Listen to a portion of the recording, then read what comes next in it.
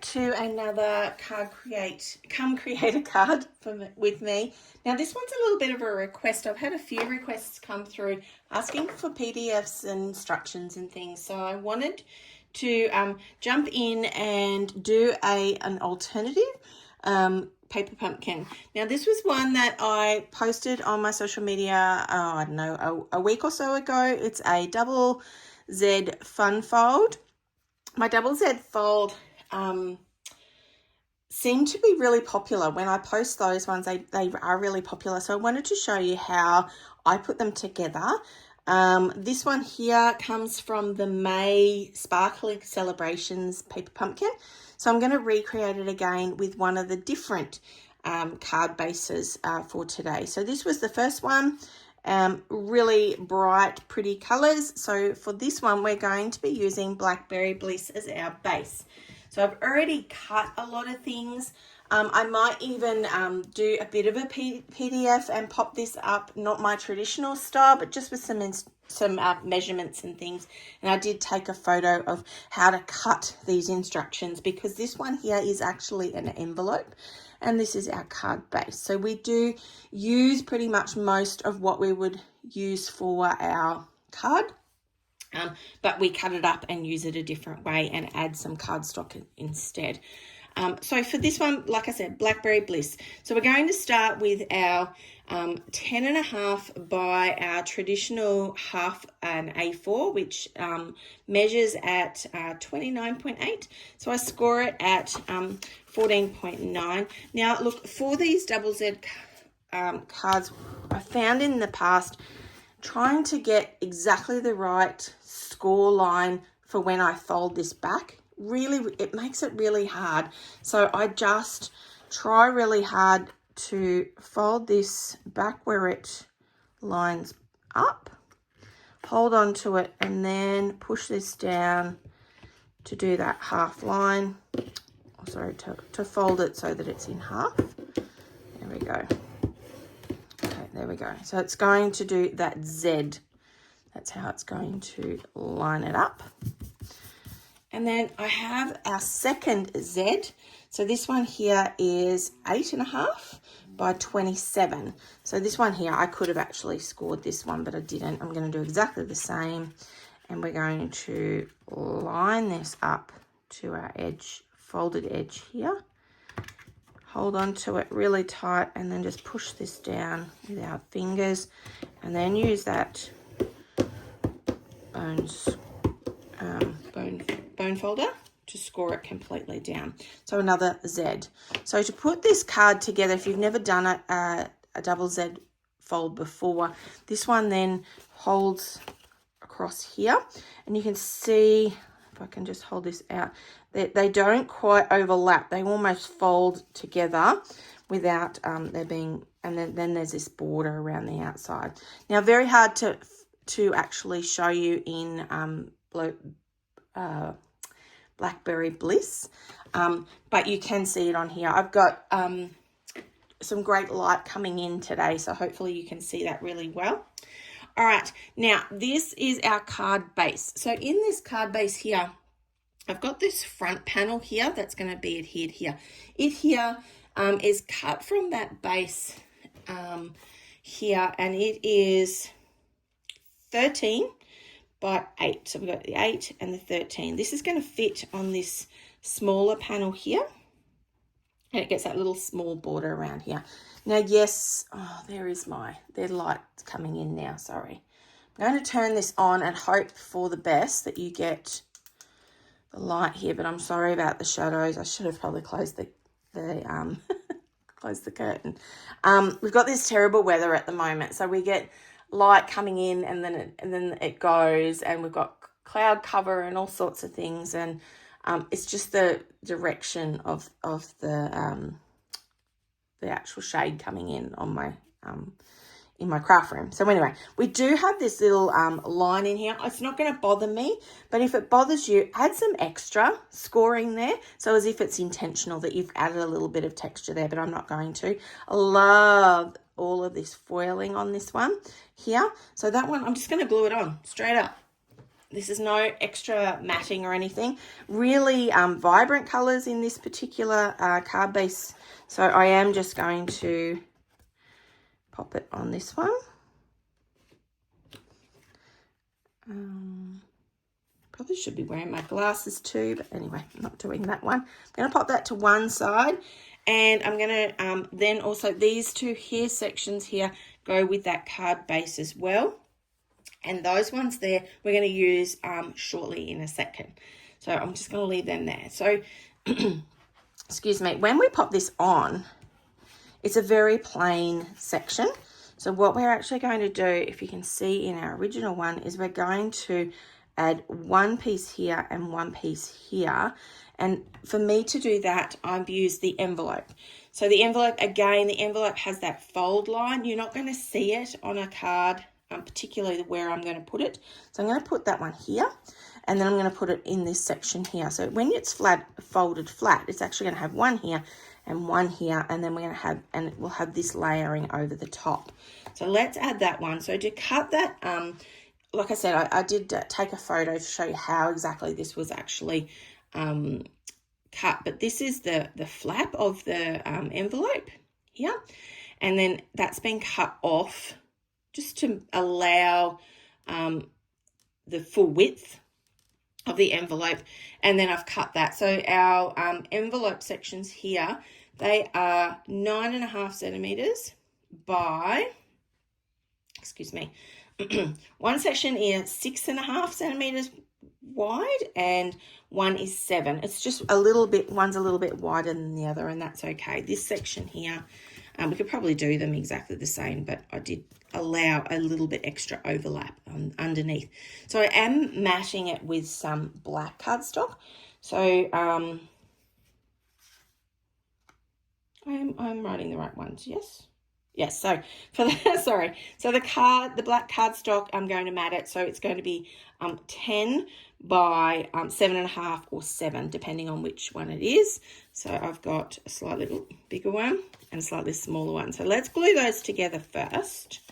We want this to mimic the same similar colours that are in the card base from the card kit. Still getting used to this idea of having alternatives in a card kit. We haven't had it, the paper pumpkin, for very long in Australia because it was only a global release, you know, in the last few months. So we're still yet getting used to this idea, and I have to admit I haven't seen many alternatives of other kits from the past, like Stampin' Up kits.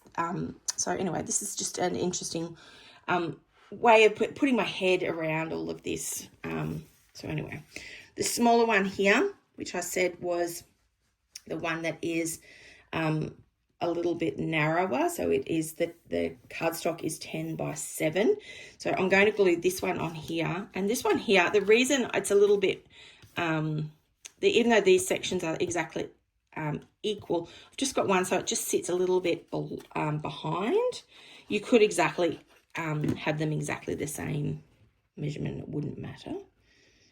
And the black here on the Blackberry Bliss, Blackberry Bliss, really it does it doesn't show, there's not as much contrast because they're both a dark color, but that's okay. And yep, I've done it the right way. So we want the yellow, the brighter color at the bottom. Now this one here, we've got the black and it comes down into the orange. We've got the orange and purple that comes down to the yellow. So it's similar but not exactly the same. Whereas, and same as this one here, when I did this one, we've got the yellow just at the very bottom, whereas our base here color is a lot more yellow. It does all match really well. So now to put this on, I am going to turn this over. I'm going to add some glue here and some glue here. I'm going to avoid, I don't know, a couple of centimeters on either side here, just to allow it to move fairly freely. And I'm going to line it up as best I can, using that glue so I can move it just so slightly over. And so it's all lined up. There we go, like so. And it opens up like so. Okay, now going back to these card base sections. The card base sections I just cut from just so that I had a section here that was lighter that I will be able to write on. So these ones here, I'm going to add here, they fit into these two sections here, and they are, let me see, what did I write in the end? Card bases. There is two of these, and they are 6 centimeters by 8 centimeters, and they just get glued down. There is a tiny bit of foiling there, and I'm actually going to put the orange on the back side here,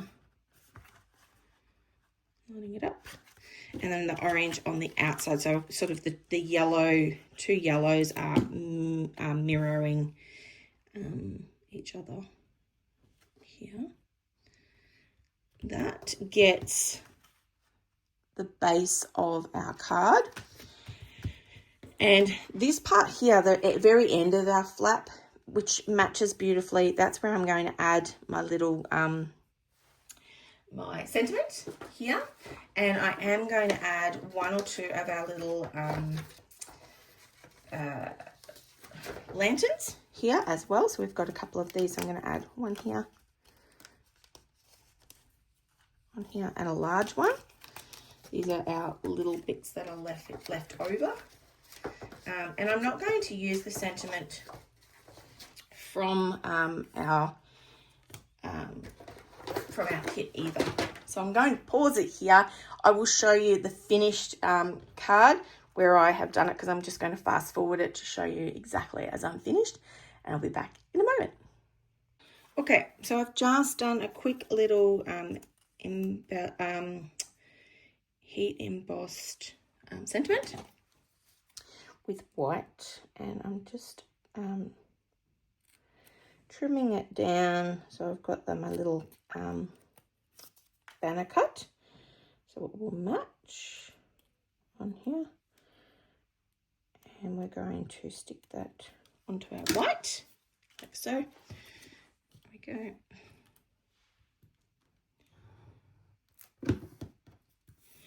I love that there's lots of little bits and pieces in our kit that can be used with a whole heap of different things. There we go. It's going to line up. It's going to really make this pop. I'm going to use a little bit of our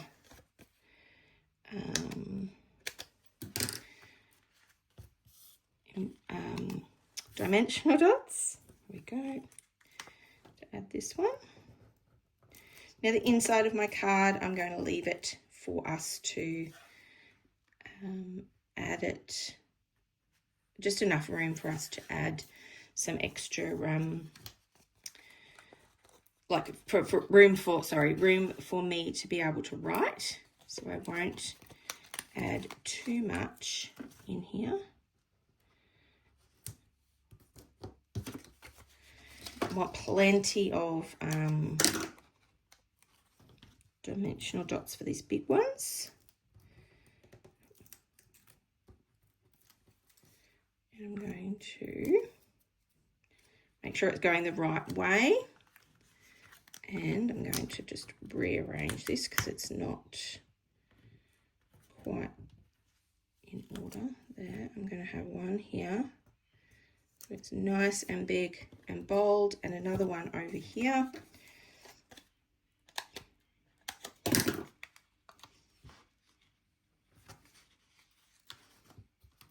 And then I think we'll be pretty much done.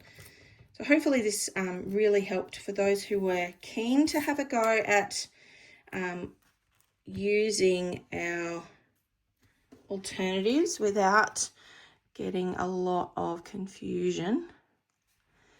Really pretty, that one. And of course you can change up whatever cardstock colours you've got, as long as it sort of matches in with whatever your base is. I love the fact that, you know, you get all the different colours, and it really does make a difference. This is pretty much exactly the same design, but using the different colours, it really has made a big difference to your final card. So there we go, we are all done.